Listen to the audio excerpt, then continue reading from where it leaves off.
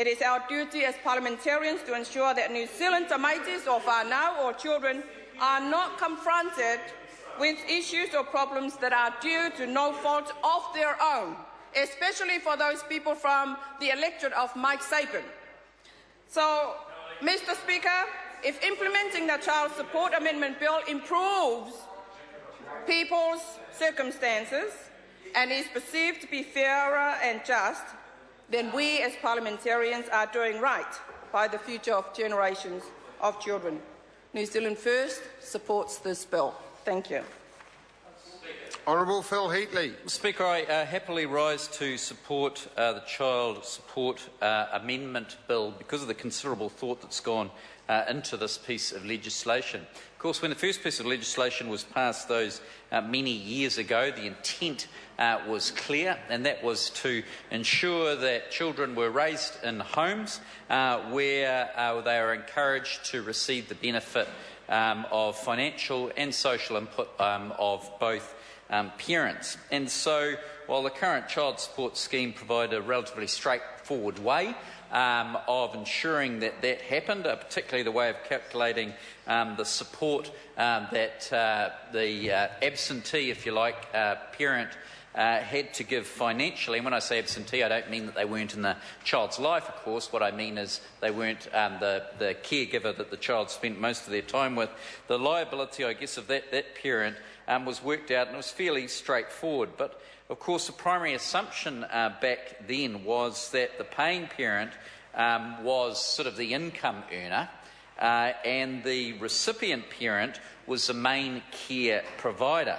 But of course, patterning parents, the way that parents raise their children these days in situations where a marriage or a relationship may have split up is quite different. And first of all, the major change, probably two major changes. First of all, more parents are in work, and usually both are in work. Whereas back then, when this was first legislated in 1992, one of the parents might have been the key money winner, if you like. Second major change is that more often than not, both parents now are involved in, if you like, day-to-day or week-to-week parenting. So you no longer get that sort of split, which was often along gender lines, where you had the main income earner not necessarily being the main caregiver, and the main caregiver not necessarily being the main income earner. So that's what happened historically. So this initiative is to deal with a recognition that times have changed, that more parents are in work, often both, and that most parents are involved in their children's lives, whether they're the chief caregiver or not. And that's why in the new formula to support the child payments, essentially we've got three changes. One is a wider recognition of the shared care, and that's why we've made sure that there is an opportunity there for the expenditure for raising children. It's recognised there that the level of care, when it reaches 28% of one parent, is actually significant and marked in legislation. Previously it was only 40%. Traditionally, of course, you'd get a child perhaps staying with one parent 100% of the time.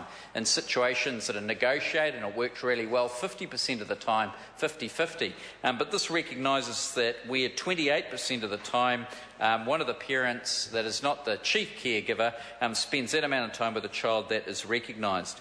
The total income of both parents is recognised now, and the expenditures on children has been updated. And that recognises the number of children that are involved and also the age of children, because, of course, costs change. And anyone who's been involved in raising teenagers from when they were little or observe that in their wider family will recognise that the costs of raising young children compared to teenagers is quite different. So I commend this bill to the House. I'm pleased and I look forward to it being passed this evening, because it does update what were good intentions in 1992. They are today, and of course brings things up to the modern era. I support this bill.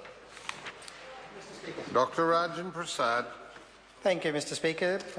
This is my final call on this bill, on the Child Support Amendment Bill.